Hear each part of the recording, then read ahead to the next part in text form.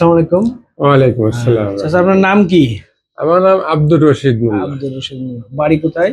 বাড়ি আছে মিঠাপুর, নড়াইল মিঠাপুর চাকুলিয়া। নড়াইল মিঠাপুর চাকুলিয়া। আচ্ছা, আপনি তো আমার কাছে আসছিলেন 2022 সালে। 2022 সালে। কি সমস্যা হইতো তখন তো বলেন তো আপনার, এর আগে থেকে আমার কাছে আসার আগে কি কি সমস্যা হতো?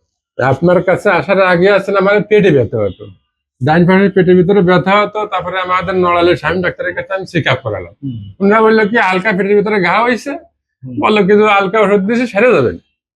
তারপরে আমি আছেন ওই অবস্থা ধরে 1 মাস। তারপরে অলোক বাক্সি ছিল ভালো ডাক্তার নড়ালেন, তাদের কাছ থেকে ওষুধ খেলাম কিন্তু কোনো কিছুতে কিছু ভালো না। তারপরে আমি সেকেন্ড চিন্তা করলাম আমার তো দিন দিন আসলে সমস্যা আরো বাইরে যাচ্ছে, মানে বাড়ি গেলে কি করবো। তারপরে আসলে আমাকে বাড়ির থেকে পরিবারের লোকজন বললো কি যশোর যেতে, ঠিক আছে যশোর চলো।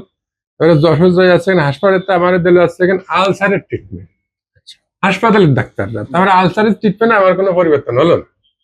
না হলে তারপরে ওর জায়গাতে পরামর্শ করে এই জায়গায় আসা হলো যে ইবনে সিনা নিয়ে ভর্তি করতে হবে। ইবনে সিনা নিয়ে ভর্তি করার পরে বললো কি যে নিচের থেকে ওরা বললো যে এই কেস আছে পানু স্যারের কেস আছে, পানু স্যারের দিয়ে দাও, ওই জায়গায় ওনারা ভর্তি করে।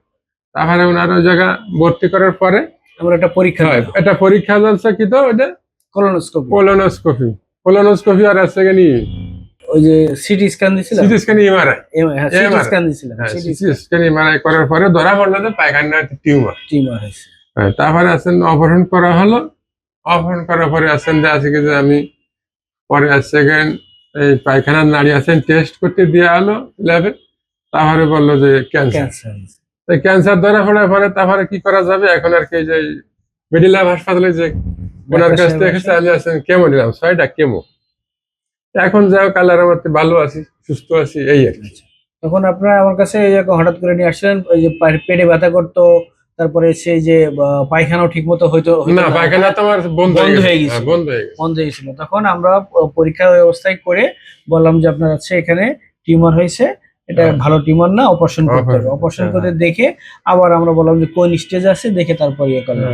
তখন যেহেতু আপনি আমার কাছে এরকম পেটের নাড়ি ফোড়া পায়খানা হচ্ছে না নিয়ে আসছিলেন, এই জন্য আমরা রাস্তা টেম্পোরারি বাইরে করে দিয়েছিলাম। সে রাস্তা বরাবর পরে ঢুকাই দিয়েছি। এইটা করছি আমরা কত সালে? 22 সালে।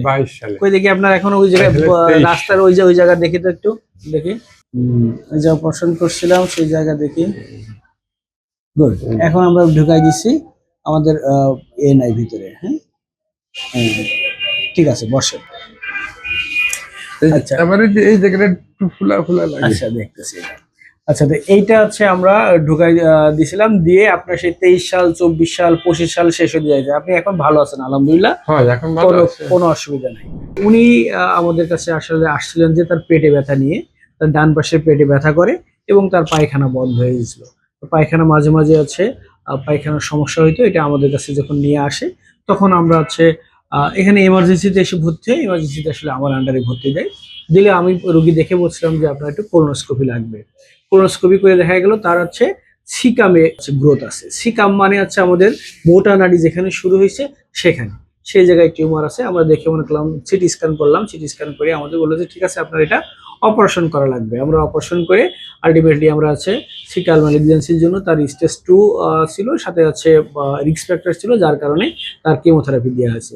তারপর আমরা আছে রাস্তা তার টেম্পোরারি ছিল, আমরা ভিতরে ঢুকে দিয়েছি। এখন আলহামদুলিল্লাহ উনি ভালো আছে। পেটের ডান পাশে ব্যথা, এই যে পায়খানা হয় না হঠাৎ করে, তো এইরকম সিমটম নিয়ে আসলে সাধারণত আমরা বলি কোলন ক্যান্সার হয়েছে।